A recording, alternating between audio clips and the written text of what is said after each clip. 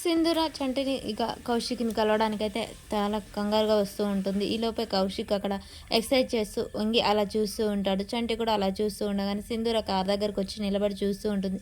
కౌశిక్ సింధూరని చూసి అలాగే వంగి ఉంటాడు. అయ్యో! ఏంటి అబ్బాయి గారు ఏమైంది?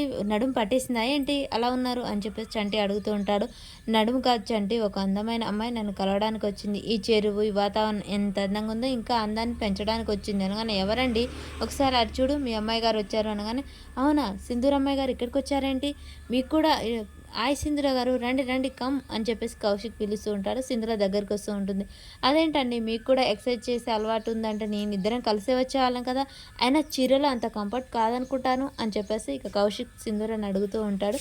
సింధూర అలా చూస్తూ ఉండగానే చంటి కూడా అలా సంతోషపడుతూ ఉంటాడు. నేను మీతో జాగింగ్కి రాలేదు అని చెప్తూ ఉంటుంది. మరెందుకొచ్చారు అనగానే, మీతో మాట్లాడడానికొచ్చాను అని చెప్తూ ఉంటుంది. ఈలోపే చంటి ఆ మాట విని చాలా కంగారు పడిపోతూ ఉంటాడు. అవునా!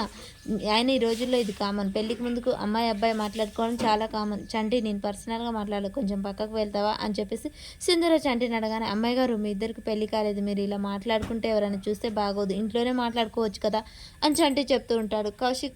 కౌశిక్ ఉండి, చంటి ఏం పర్వాలేదు. ఇప్పుడు ఇదంతా కామనే. నువ్వు వెళ్ళు అని చెప్పేసి కౌశిక్ కూడా చెప్తూ ఉంటాడు.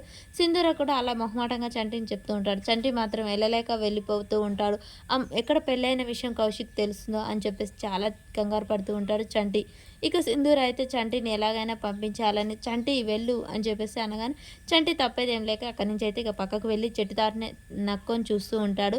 ఇక కౌశిక్, సింధూర గారు చెప్పండి, మీరు ఇంత ధైర్యంగా ఉంటారని నేను అస్సలు అనుకోలేదు. మీరు చాలా మంచివారు, తెలియగలవారని చంటి మీ గురించి చాలా గొప్పగా చెప్పాడు అని చెప్తుండగానే సింధూర చంటి వైపు అయితే అలా చూస్తూ ఉంటుంది. ఇక కౌశిక్, మీరు మొహమాట పడకండి, ఏ విషయమైనా నేను చాలా విశాలంగా తీసుకుంటాను. ఈ చెరువు, పచ్చడి పొలాలు ఎంత ప్రశాంతంగా ఎంత హాయిగా ఉన్నాయో నా మనసు కూడా అంతే హాయిగా ఉంది. మీరు ఏం చెప్పినా తీసుకుంటారు. మీ మంచి మనసుకు చాలా థ్యాంక్స్ అండి. నేను ఒక విషయం చెప్పదలుచుకున్నాను అని చెప్పగానే చంటి చాలా కంగారు పడుతూ ఉంటాడు. ఈ పెళ్లి చేసుకోవడం నాకు ఇష్టం లేదు అని చెప్పేసి సింధూర చెప్పగానే, ఎక్స్పెక్ట్ చేస్తాను ఈ మాట మీరు అంటారని, మీకెలా తెలుసు అని చెప్పేసి సింధూర అడుగుతూ ఉంటుంది.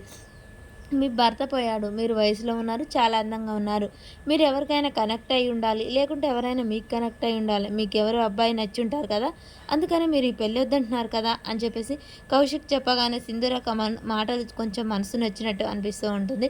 అయినా ఏం పర్వాలేదు, చెప్పండి అబ్బాయి ఎవరో చెప్పండి అని చెప్పేసి ఇక కౌశిక్ అయితే సింధూరాన్ని అడుగుతూ ఉంటారు. ఇక ఈలోపే చంటి ఈ మాటలన్నీ వింటూ అక్కడే ఉంటాడు. ఒకవేళ అమ్మాయి గారు పెళ్ళైన విషయం చెప్తారా ఏంటి అని చెప్పేసి కంగారు పడుతూ ఉంటాడు.